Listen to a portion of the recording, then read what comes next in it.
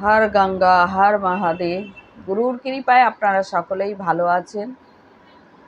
তো ভিউয়ার্স, আজ আমি একটা বিষয় নিয়ে আলোচনা করব। বিষয়টা হচ্ছে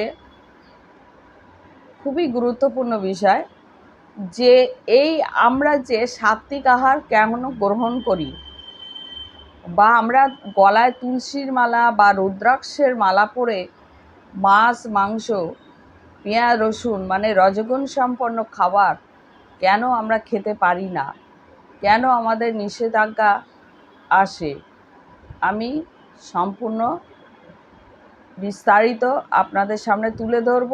কিন্তু ভিডিওটা কেউ কেটে যাবেন না। এর মধ্যে শুধু আপনারা কোনো কিছু জানার বিষয় বলে না, এগুলো জানলে তবেই আপনারা সাধনার পথগুলো অবলম্বন করতে পারবেন বা অনেক কিছু অজানা জিনিস জানতে পারবেন। দেখুন, আমরা অনেকে আছি মনের শখে রুদ্রাক্ষের মালা গলায় পরে নিয়ে সেটাকে আমরা তামসিক খাবার বহুত ভালোবাসি। তামসিক খাবার বলতে কি, মাছ মাংস পেঁয়াজ রসুন এই ধরনের মানে খাবার খেতে অভ্যস্ত বা খুব ভালো লাগে। কারণ যতক্ষণ আপনার শরীরের মধ্যে পজিটিভ শক্তি ভাইব্রেশন না থাকবে, না আসবে, ততক্ষণ কিন্তু আপনি তামসিক খাবার প্রচুর খেতে অভ্যস্ত হবেন বা ভালো লাগবে।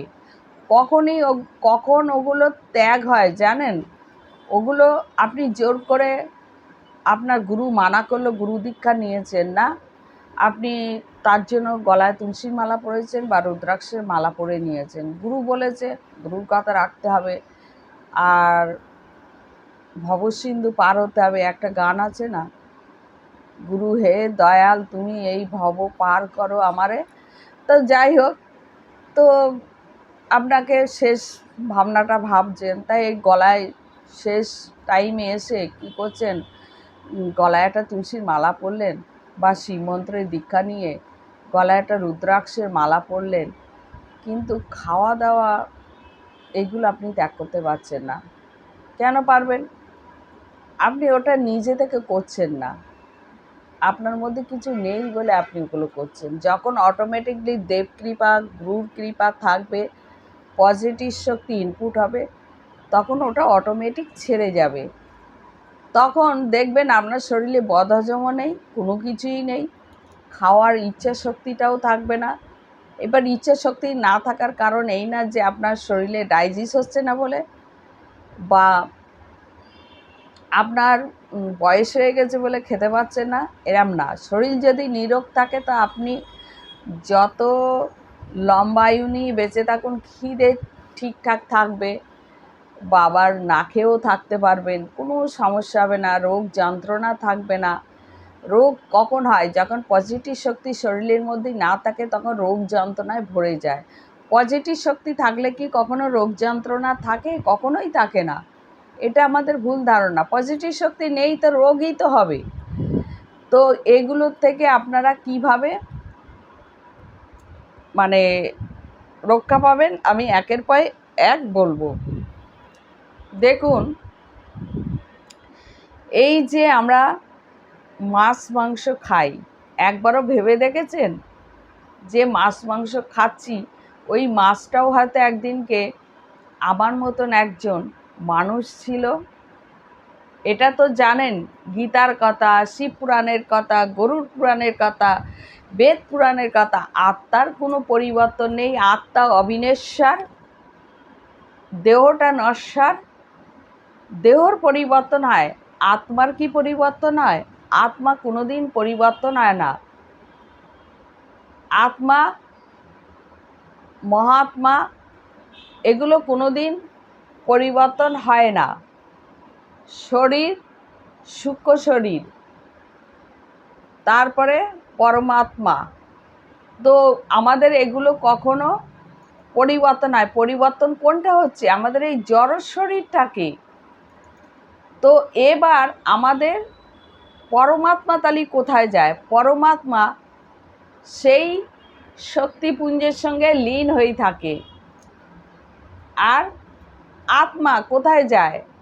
আত্মা জন্ম নেয়, বারবার জন্ম নেয়, যেটা সূক্ষ্ম শরীরের মধ্যে থাকে, ও বারবার গ্যালাক্সির থেকে ভেসে আসে আর শুধু মাতৃগর্ভ খুঁজে বেড়ায় যে কোন মাতৃগর্ভে আমরা প্রবেশ করব। তার কর্ম অনুযায়ী সে গর্ভ ধারণ করে, কোন যোনিতে তার জন্ম হবে তার কর্ম অনুযায়ী। তো ওই আত্মাই কিন্তু আমাদের সব কিছু খেতে চায়। কেন খেতে চায়?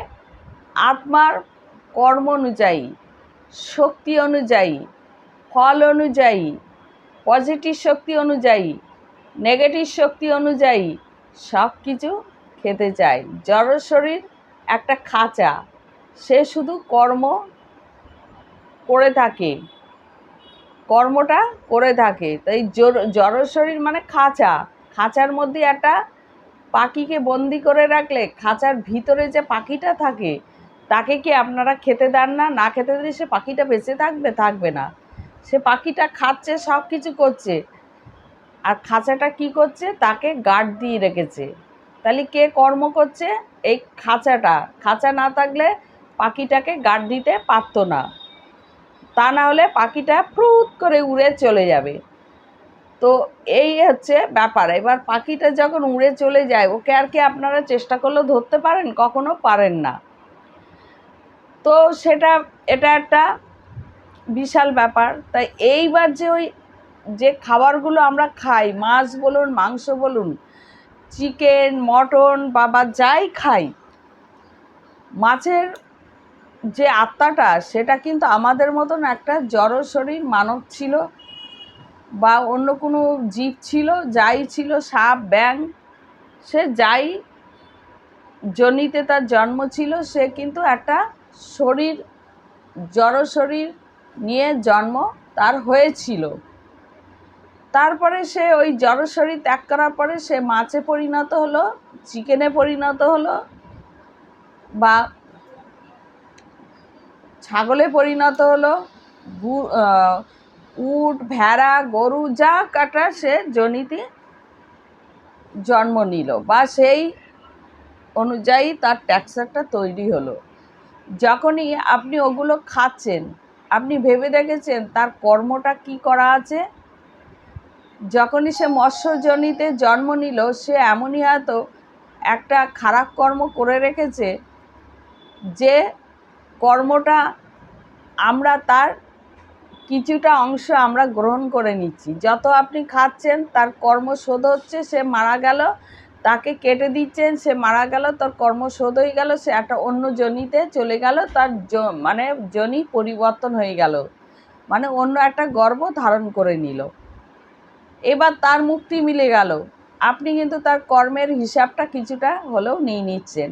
আপনি যে তাকে খাচ্ছেন মানে কি? আপনি মারছেন মানে কি? আপনি তার কর্মের হিসাবটা আপনিও নিচ্ছেন, কিন্তু কিছু হলেও নিচ্ছেন, নেবেন, এটা একদম 100%। কারণ তার কর্মটা এইভাবে আপনারা একটা মুরগির কর্ম নিচ্ছেন, ভেড়ার কর্ম নিচ্ছে, ছাগলের কর্ম নিচ্ছে, যে প্রাণীকে হত্যা করে খাচ্ছে তার কর্মের ভাগিদারটা সে নিয়ে নিচ্ছে, সে মুক্তি লাভ করে সে অন্য যোনিতে জন্ম নিচ্ছে। এটা স্বাভাবিক কথা। তো সেই ক্ষেত্রে যখনই কেউ মানে ভগবান সেবায় লিপ্ত হয় বা সাত্ত্বিক নিয়ম জীবন ধারণ করে, প্রথমেই বলে তামসিক খাবারটা ত্যাগ করো। দেখবেন অনেক সাধু বৈষ্ণব বলুন বা যারা শিব তত্ত্বে প্রকৃত আছেন, যারা শিব ধর্ম প্রকৃত শিবকে ভালোবাসেন, যারা শিব মন্ত্রে, শক্তি মন্ত্রে দীক্ষিত, তারা কখনোই বলবে না মাছ মাংস খাও। অনেকে আছে বলে যে মা কালী মাছ মাংস খায়। দেখবেন বৈষ্ণবরা বিশেষ করে ওনারা কিন্তু শক্তি মন্ত্রে দীক্ষিতদের হাতে কখনো খায় না বা প্রসাদ গ্রহণ করে না। কেন করে না? ওনারা জানেন যে এরা তামসিক খাবার খায় এবং মাকে তামসিক ভোগটা বেশি দিয়ে থাকে, তাই তারা খায় না। কিন্তু আসল তত্ত্ব কি জানেন? আসল তত্ত্ব আপনাদের সামনে ওপেন করছি। মা কালী কখনো শক্তি মন্ত্রে দীক্ষা নেয় মা কালী বা ভগবান শঙ্কর কখনো কোনো দিন তামসিক খাওয়ার, কোনো পৃথিবী লোকের খাওয়ারই কোনো দিন গ্রহণ করেন না। যিনি প্রত্যেকটা জীব সৃষ্টি করে থাকেন, যার মানে একটা পলকের দৃষ্টি ছাড়া একটা গাছের পাতাও নিচে খসে পড়ে না, সেই গাছটাকে মারলে পরে সেটা কি করে খায়?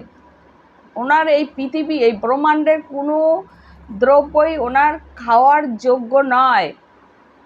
ভগবান কি গ্রহণ করেন? ভক্তের দেওয়া ভক্তিটা গ্রহণ করেন। ভক্তি, সৎকর্ম এইগুলো গ্রহণ করেন। ভগবান ভক্তকে ছাড়া চলতে পারেন না। ভক্তকে কেন, মানবকে, জীবকে কেন সৃষ্টি করেছেন? ভগবান জীবের মধ্যে পরমাত্মাকে কেন দিয়েছেন? পরমাত্মা ছাড়া কেউ কি বেঁচে থাকতে পারে না। তাহলে পরমাত্মাকে দিয়েছেন একটা কারণেই, সে সুন্দরভাবে এই জগতে বেঁচে থাকার জন্য।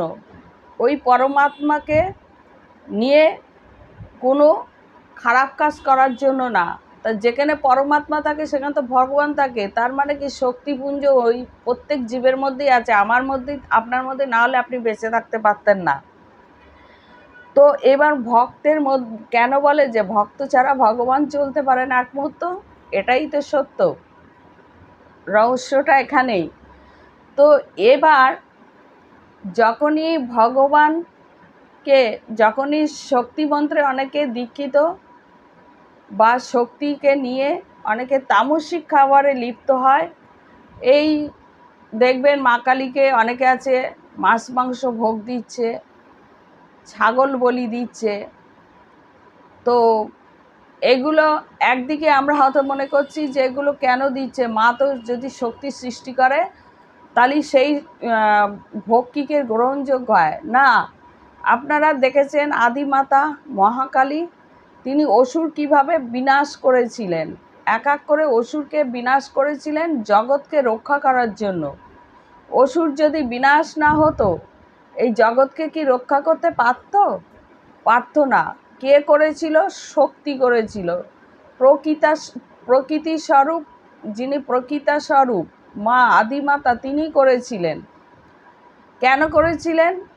যাতে জীবকুল স্থায়ী হতে পারে, নাহলে হতো না। আর তার জন্য কি করেছিল?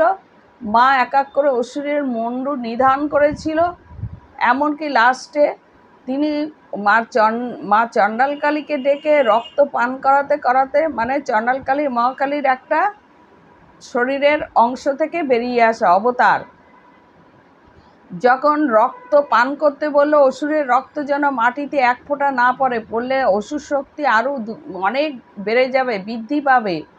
তাও কিন্তু পড়েছিল এক ফোঁটা রক্তবীজ, যার সৃষ্টি রক্তবীজ নামে।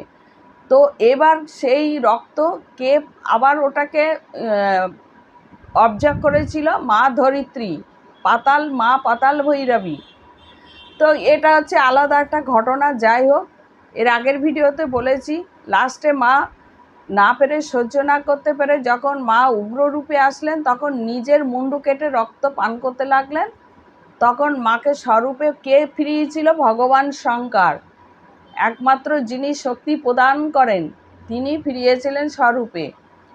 তো সেই হিসাবে আমরা অসুর বিনাশের জন্য আমরা কি করি, সেই থেকে ওটা একটা মানে কি বলবো, মানে ওটা কিন্তু কোনো গ্রন্থের লেখা না বা কোনো কোথাও লেখা নেই যেরকম বলি দিতে হবে, কিন্তু এটা একটা প্রথা আমাদের চালু হয়ে এসছে। মানে সেই আদি যুগ থেকে যারা যেভাবে যে পণ্ডিতরা এটা চালু করেছে তাদের অনুযায়ী অনুসরণ করে এগুলো আমরা করতে থাকি। তো এবার বলি দেওয়া অর্থ কি? বলি দেওয়ার অর্থ মানে সেই তার মুক্তি দেওয়া। মানে ওই যে ছাগলটা বলি হলো, ও কিন্তু মুক্তি লাভ করে নিল। মা চেয়েছে যে ওর মুক্তি হোক, মানে ওর যে ছাগল রূপে জন্ম হয়েছে এটাও ওর অভিশাপ, ওখান থেকেও মুক্তি পেয়ে গেল। ও অন্য কোনো ভালো জনিতে ওর জন্ম হলো। সবাই কিন্তু বলি হয় না। এবার মা বলছে ওই ছাগলের মানে যে মাংস দ্রব্য, যেটা রান্না পরিপাক হচ্ছে, মানে যেটা ভোগ হিসাবে নয়, ওটা ভূত প্রেতকে খেতে দাও। আমার যত আত্মা আছে, পরমাত্মা না, আত্মা, যারা মুক্তি পায়নি, তারা খিদের জ্বালায় ঘুরছে, যারা খিদের যন্ত্রণা ঘুরছে, তাদেরকে খেতে দাও। এরম বলিনি যে মা আমার মন্দিরই খেতে দাও। অনেকে দেখবেন মাকে মাছ ভোগ খাওয়াচ্ছে, অনেকে আছে মাকে মদ দিচ্ছে, অনেকে আছে মাকে মাংস দিচ্ছে, মানে নানান ধরনের। এতে কি হচ্ছে, মানুষ ওটাতেই মনোবল বেশি হচ্ছে, আর ওই ক্রিয়াগুলো তারা করছে, ওইভাবে তারা পার্ট বাই পার্ট একই নিয়মে সাধনা করে যাচ্ছে। কিন্তু মা কখনোই বলে না যে আমাকে তোরা মাছ মাংস খাওয়া, আমাকে তোরা এরকম তামসিক খাবার খাওয়া, আমাকে মদ দে, কখনো না, নেভার। যারা করে একদম ভুল পন্থা অবলম্বন করে। যখনই আপনি ওই মায়ের মূর্তির মধ্যে কিন্তু নেগেটিভ শক্তি, ভূত প্রেত পিশাচও বসবাস করছে, আপনারা নিজেরাও জানতে পারছেন না। মা ওখান থেকে সরে যায়, মা থাকে না। ভোগগুলো কারা নিচ্ছে? ওই নেগেটিভ শক্তি, মানে ওই আত্মা, যারা নেগেটিভ শক্তি বলতে কি, যারা আত্মা, যারা বেঁচে থেকে ভালো হয়তো কর্ম করেছে, তামসিক ক্রিয়ার মাধ্যমে কর্ম করেছে, তারা মৃত্যুর পরে তারা মুক্তি পায়নি। আত্মার মুক্তি হয় না, কারণ আত্মা যতক্ষণ না ভালো কর্মটাকে বহন করবে ততক্ষণ মুক্তি লাভ করে না। তার পরমাত্মা মুক্তি সবসময় পেয়ে থাকে। পরমাত্মা সবসময় সে শক্তিপুঞ্জে লীন হয়ে থাকে। সে কখনো মানে এই পৃথিবী লোকে থাকে না একটা মানুষ মরার পরে, কিন্তু আত্মার মুক্তি মেলে না। আপনি ভালো কর্ম করলেন না, ভালো পরীক্ষায় আপনি কিছু লিখলেন না, আপনি রেজাল্টটা এমনি ভালো করে নেবেন, ব্যাস আপনি পরীক্ষায় বসলেন, আগডুম বাগডুম লিখে এসে আপনি বললেন আমি পাশ করে গেছি, কখনো হয় না। তো এবার আমরা সেই আত্মাদের কিন্তু মা একটা দায়িত্ব দেয়, তোরা এই কাজগুলো করবি। যে ভক্ত যে রূপে সাধনা করবে তার কাছে সেই ভক্তকে মা একটা শক্তি দিয়ে থাকে, ওই আত্মাকে দিয়ে থাকে পরিচালনা করার জন্য। আপনি যদি মানে খুব খারাপ কাজে লিপ্ত হন, খারাপ মানে ক্রিয়া করেন বা খারাপ কাজ সবসময় করতে থাকেন, ক্ষতি ক্রিয়া যেটা বলে তামসিক ক্রিয়া, তখন মা সেই শক্তিটাকে তার কাছে পাঠিয়ে থাকে, তার সেই অনুযায়ী ভোগ দেওয়া হয়, মাছ মাংস মদ এই সমস্ত দেওয়া হয়। আবার ওর মধ্যে অনেক সাত্ত্বিক আত্মা আছে, যারা বেঁচে থেকে সাত্ত্বিক মানে আহার গ্রহণ করেছেন, হয়তো অনেক ভুল ভ্রান্তি, অনেক কিছু কারণ থাকে। এগুলো নিয়ে একটা পরের ভিডিওতে আলোচনা করব।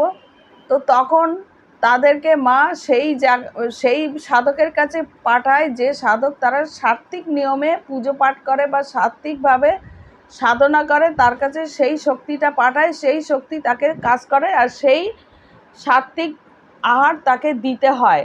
সাত্ত্বিক আহার ছাড়া দেয় না। কিন্তু মা কখনো শক্তি, কখনো তামসিক আহার গ্রহণ করে না। যারা বলে তারা ভুল বলে। তো এইবার তামসিক খাবারগুলো শুধু মা আত্মাদের দিয়ে খাওয়ায়, তাদেরকে ভুকা রাখে না, কারণ তারা মার আয়ত্ত থাকে। তারা মা, অসুরও কি ভগবানকে ডাকিনি? রাবণও তো অসুর রূপে, যদিও স্বর্গের জয় বিজয় ছিলেন উনি, একজন ওনারা দেবতা ছিলেন, তবু পৃথিবীতে যখন এসছিলেন অসুর রূপে এসছিলেন, কারণ কর্ম খারাপ করেছিল ঋষির অভিশাপে।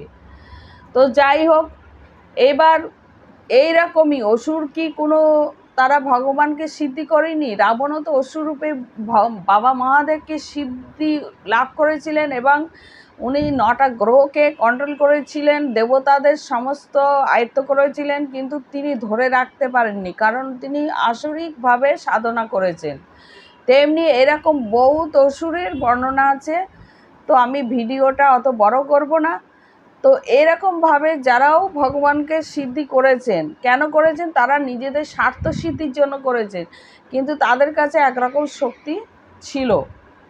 তো এরা পৃথিবীতে মানুষ দু ধরনের আছে, যারা সিদ্ধি লাভ করে, যারা মুক্তি পাওয়ার জন্য কেউ সিদ্ধি লাভ করে, জগতে সমস্ত নেগেটিভ শক্তি থেকে রক্ষা পাওয়ার জন্য, কেউ সিদ্ধি লাভ করে শত্রু দমন করার জন্য, এইরকম ইত্যাদি ইত্যাদি হয়ে থাকে।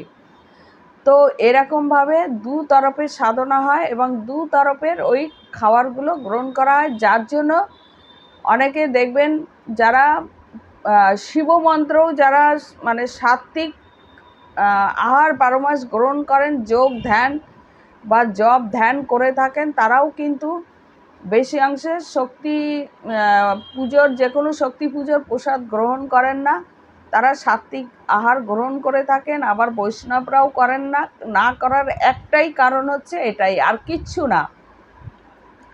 তাঁরা কি শক্তিকে মানেন না, মাকে মানেন না, ভগবান শঙ্করকে মানেন না? না, এখানেই পার্থক্য। কিন্তু অনেক সাধু বৈষ্ণব আছে যারা জানেন না, হয়তো শক্তির ওপরে অনেকে মানে ভুল ধারণা বা ভুল কিছু ভাবনা থেকে থাকে। সেই ভুল ভাবনাগুলো আমার এই ভিডিওটা যে শুনবেন, আশা করি এই ভুল ভাবনা থেকে বেরিয়ে আসবেন। কিন্তু শক্তি ছাড়া কোনো দিন প্রকৃতি স্থায়ী নয়। আর শক্তি বলতে আর একটা, যেটা পরমাত্মা শক্তি, সেটা হচ্ছে ব্রহ্মা বিষ্ণু মহেশ্বর, এই তিন শক্তি। তো তিন শক্তিকে যিনি আহ্বান করেছেন সেটা হচ্ছে আমাদের মা প্রকৃতা, যিনি আদিমাতা, আদিযোগী, মানে আদিমাতার স্বরূপ আপনারা সকলেই জানেন, যিনি সিংহবাহিনী মা, যিনি মা দুর্গা স্বরূপ, তিনি তো শক্তি ছাড়া কোনো কিছু হয়? শক্তি ছাড়া কোনো কিছু হয় সম্ভব নয়। যে যত বড় সাধক হোক, যদি শক্তিকে বাদ দিয়ে সে সাধনা করে, যে শিব মন্ত্রে হোক, বিষ্ণু মন্ত্রে হোক, ব্রহ্মাকে সাধনা করুক, যাই সাধনা করুক, শক্তি ছাড়া সাধনা করলে সে সাধনা কোনো দিন সফলতা কোনো দিনই জন্য পাবে না। যারা বিষ্ণুকে সাধনা করে তারা মাতা লক্ষ্মীকে ডাকতে হবে। যারা মানে বিষ্ণুর অবতার শ্রীকৃষ্ণকে যারা দেখবেন দিন রাত অহরহ যারা সাধন ভজন করছেন, তারা কিন্তু রাধাকে ডাকছেন। এটা হচ্ছে শক্তি, রাধা তো শক্তি। যারা ব্রহ্মাকে সাধনা করছেন, তারা মা সরস্বতীকে আরাধনা করছেন। আবার যারা ভগবান শঙ্করকে আরাধনা করছেন, মা গৌরীকে সাধনা করছেন। মা গৌরী ছাড়া সফলতা মিলবে না। তো মা গৌরী থেকে সমস্ত কিছু একটা রূপ নিয়েছেন, অবতার নিয়েছেন। এরকম না যে মা গৌরী যিনি, মা কালী আলাদা, কোনো কিছু না, সব শক্তি মানে একত্রিত, একই নক্ষত্র। এবার মানবও এরকম, মানব ছাড়া যেমন একটা ছেলের জীবনে একটা মেয়ের প্রয়োজন হয়, কারণ কী জন্য প্রয়োজন হয়? একটা মেয়ে ছাড়া একটা ছেলের জীবনে মনোবল বা শক্তি বাড়ে না। একটা ছেলে কেন বিয়ে করে? যে একটা নারী তার জীবনে সত্যি শক্তি হিসাবে দাঁড়িয়ে থাকে বা তার মনোবল বৃদ্ধি পায়। দেখবেন অনেক ছেলে আছে বা মেয়ে আছে বিয়ে করে না, তারা কিন্তু কালে কালে মেন্টালি আপসেট হয়ে যায়। কেন হয়? তাদের শক্তি, মনোবলটা বাড়ে না। তো শক্তি, মেয়ে মানে শক্তি। তো এইরকম আমরা প্রত্যেকটাই হিসাব করে থাকি। সেই হিসাবে যদি আমরা যাই বা একটু যদি মনোসংযম করে আমরা সব কিছু চিন্তা করি, তাহলে আমরা সব কিছু হিসাব বরাবর হয়ে যায়। কিন্তু আমরা সেগুলো করি না। আমরা শুধু সামনে যেটা দেখি সেটাই বিশ্বাস করি, সামনে যেটা দেখি ওটাই আমরা ক্যালকুলেশন করি, ওটাকে নিয়ে আমরা নানা চিন্তা ভাবনার মধ্যেই জড়িয়ে যাই। এটাই হচ্ছে মেন পয়েন্ট। যাই হোক, আমার ভিডিওটা ভালো লাগলে অবশ্যই লাইক কমেন্ট শেয়ার করবেন, আর একটু সাবস্ক্রাইব করে রাখবেন, যাতে আমি আরও আপনাদের সামনে ভালো ভালো ভিডিও এরকম তুলতে পারি। যাই হোক, গুরুর কৃপায় সকলেই ভালো থাকবেন।